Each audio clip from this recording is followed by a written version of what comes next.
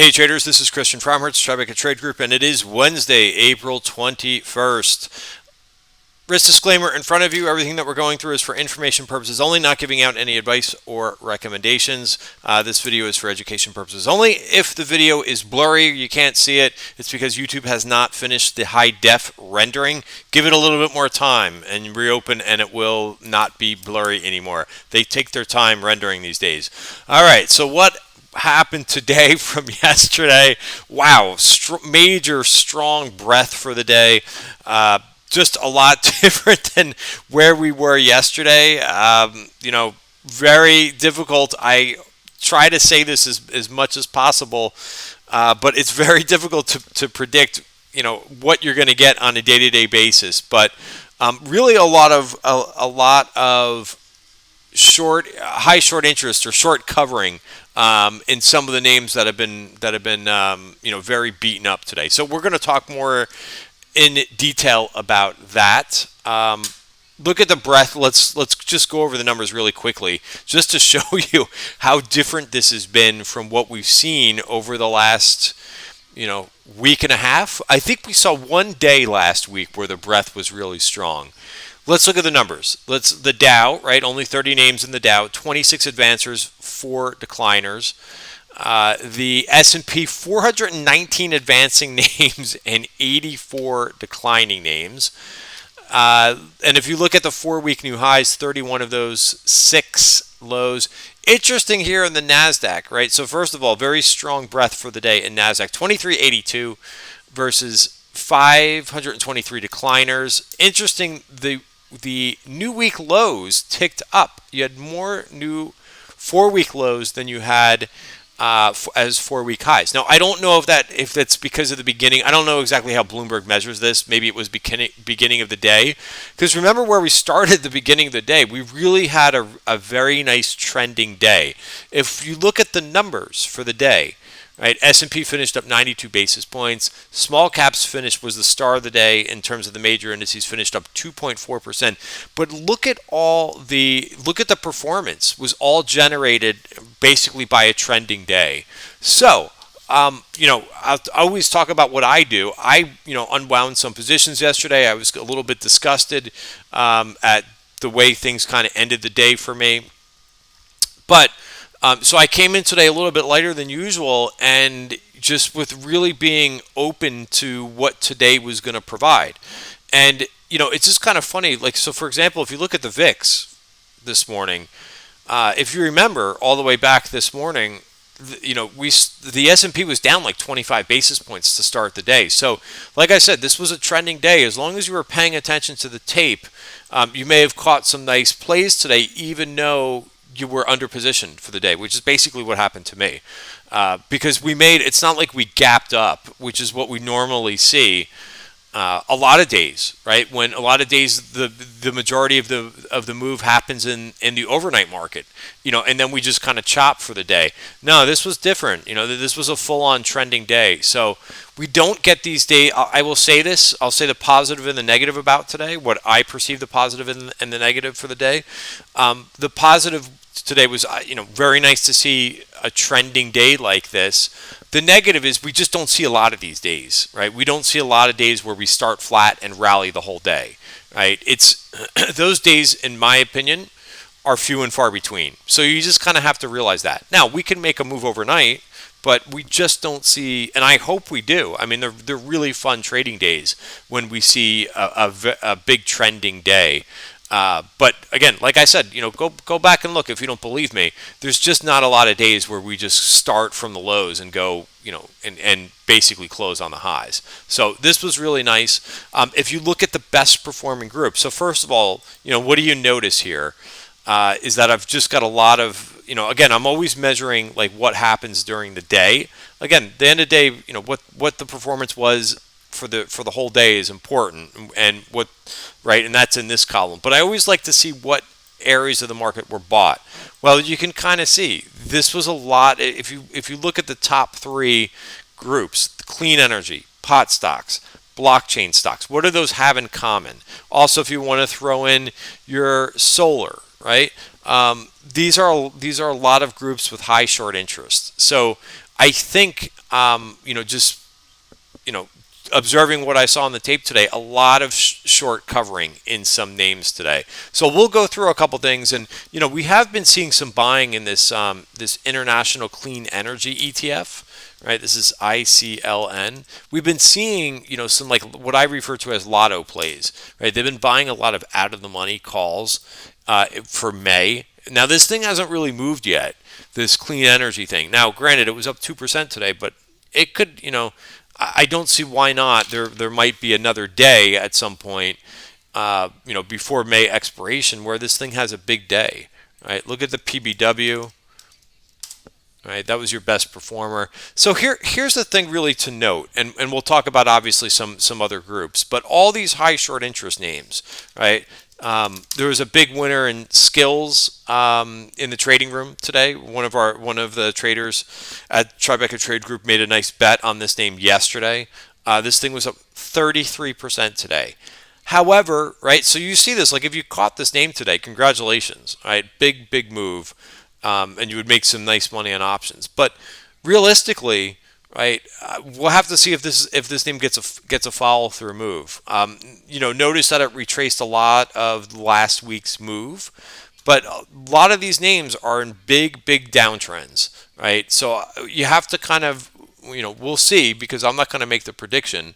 But is this a start of a move, or is this basically just a little bit of a dead cat bounce, right? Where shorts really made a lot of money in these things, and they all decided to apparently, I didn't get the memo, but they all decided to cover pretty decently today. So you'll see this just across names, right? So here's skills.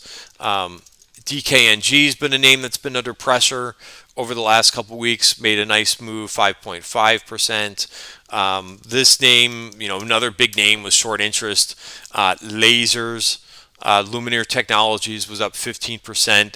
Again, 15%, that's a big move. But if you look at what this thing has done over the last 2 weeks, this thing has gotten obliterated. $24 down to 15, and then it makes a $3 move. So it's really tough. If I'm not in any of these names.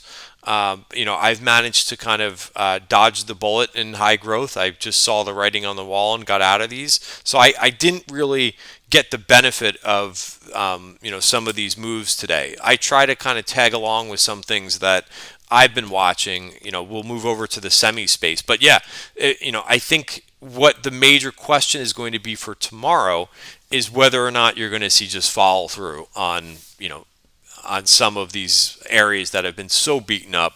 Another day of rally in this group, I think, would be very welcomed at this point, especially by the group of investors that only invest in high flying growth names. Now, one of the things that I said in yesterday's video, if you remember, if you tune back to yesterday's video, and listen, I didn't make any predictions in yesterday's video, but I said what I'm watching for, what I would be watching for going forward. Right? What did I say in yesterday's video? I said I want to see something other than the low volatility names in areas of the market rally. I said, something like the semiconductors, something like biotech, right? Something that's riskier. Well, we definitely got that today too. Besides the, the names that saw big short covering, the semiconductors, right? This is what I really wanted to see for the day, is to see something like this. The semiconductors up 2.6%. This was helped by ASML that had really good earnings and out to 52-week highs. So let's see if this name, kind of continues to go. Look at the volume on this too. Of course, on earnings, that's kind of what you expect, bigger volume than normal. But I think that was part of the catalyst for the group. I've tried this applied materials now a couple days and kind of struck out with it. Well, today I tried it again and it worked. And I even took off the trade. I was very disciplined today, and I took this thing off. I said in the morning when I put this trade on that I was looking for just a move to the bottom of value for just kind of a day trade, and I took the trade off. And once we kind of got firmly back in value, I decided to go back into the trade. So it looks like, I don't know if there's some after hours pressure, but it looks like it's retracing part of that move. So yeah, you could see what I did here. This was my trade here, entered at 130, and I said earlier in the room that my target would be in the 133 range, right there, right? So out of it, and I said I may add something for Lam Research, which also had really good numbers, but I think it was somewhat priced in for Lam, that Lam was going to have a good quarter. You could see they're not moving too much, which is actually like a good thing in my opinion. Might give an opportunity for tomorrow for Lam Research, but I thought their earnings. I have to read more about. I don't know if their conference call started, but that's the story there. Another really nice play, which a name that had earnings yesterday that was up about 3-4%, was IBM. I was looking for a follow-through move for IBM, and man, did this thing take off. So I jumped into some calls. I've gotten very quick with calls. Like if I make some money in them, I don't hang around and wait for the paint to dry. So I actually got out of the calls and substituted into some stock, right? So this worked really well. Out of the June 140 calls for 420, paid 305, may shift to stock, and then I decided like literally a minute later to get in some stock, and that worked pretty well. The stock closed at 143. All right, we saw some Facebook calls earlier. I thought this was also, Facebook and the FANG stocks really didn't do much today, because I think most of them don't have high short interest, right? So, and if you look at that, if you look in software today too, I didn't see a ton of big movers in software, because I think today was more about the short covering, right? So if you look at IGV and the movers in this ETF, you're going to see names that like your apps, your AYX, right? These are big names. These are names with big short interest, for the most part. Names that really didn't participate were names that don't have a big short interest. Adobe was down for the day, so just kind of just observing what kind of transpired on the tape today. Now, normally when I see that there was short covering like this, sometimes it does, being that it's not like real buying, or like investing for, by the longs. Some of this stuff may be one day move, so I would be mindful of that for tomorrow. So that's where I'm leaning. If I had to, gun to head, which everybody loves that, to make that expression, but gun to head, I would think that you may not see the same type of price action tomorrow with some of those high growth names. I think a lot of it just was, hey, shorts taking their profits, after they probably made some good money. All right, so that's an ARK, right? ARK is a great proxy for growth. Note that this was up 2.4%. However, to me, like, I wouldn't really touch a lot of these names, including the ARK ETF, until it gets over the 50-day moving average, or top of value. So this is just a really nice bounce day, in my opinion, for this group of stocks, right? I think I'm not jumping out off a limb or on a limb on this day, because look at it. This thing is really sideways, right? Going out on a limb, I think, is the right expression. Sorry about that. Long day. What else did you could see this was not a huge day like trading for me. I was basically just trying to call out a lot of things in the room today. Tesla had a nice day today. Kind of, hesitated a little bit, right at the as it did yesterday, trying to get into the bottom of value, but it stuck in there. It was persistent, and it managed to kind of get over the week's range. So this would be one that I would watch for tomorrow, with maybe an upside target of 767. But if you go back to the daily chart, remember we saw that momentum in the beginning of, I think it was the beginning of last week, and then just no follow through. It doesn't look bad, in my opinion. All right, so that's that. A couple names that reported earnings. I want to see what Whirlpool is doing. We played this one for earnings. It gave back some of those. It was really strong report, but I'm not sure why it gave back so much of the move. I'm in the 237.5, 240 2.5 call spread. So we'll see how that works out. It is up just a few bucks, but I thought their numbers were stellar. So I don't know, maybe a little bit of a sell the news. Chipotle's not doing much. I sold the put spread in this one.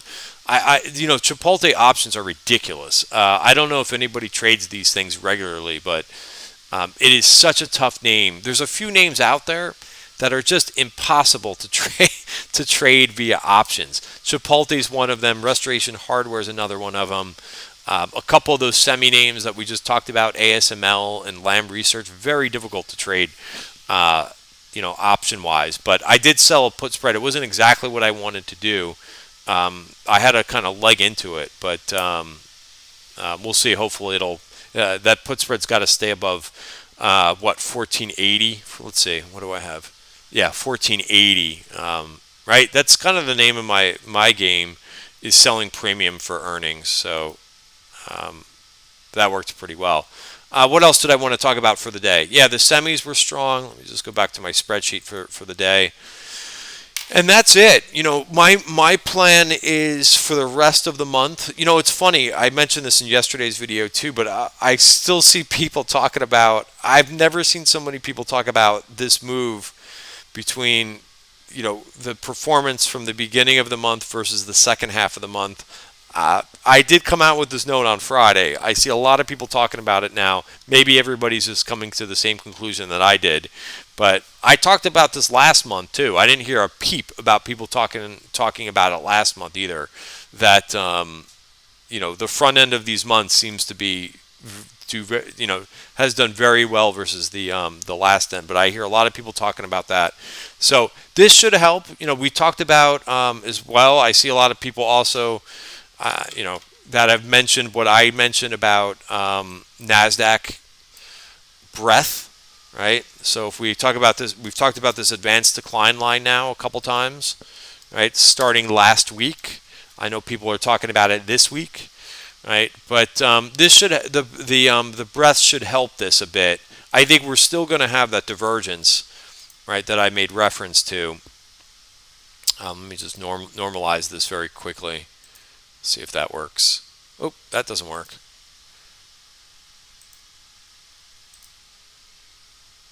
Oh boy. This is getting worse. Let's see. Yeah, I don't know why Bloomberg does that, but you could see what I mean, right? NASDAQ breaking out again, we talked about this last week, in the middle of last week, right? How the NASDAQ was breaking out, but you could see breadth hasn't. So today should help that. But really, I still think that my goal is to be kind of lighter positioned for the rest of this month. Again, still going to have some trades on, but just not a full boat of trades. And to just try to day trade like today a little bit more. All right, guys, that's it for today's video. Have a great night, and I'll see you tomorrow.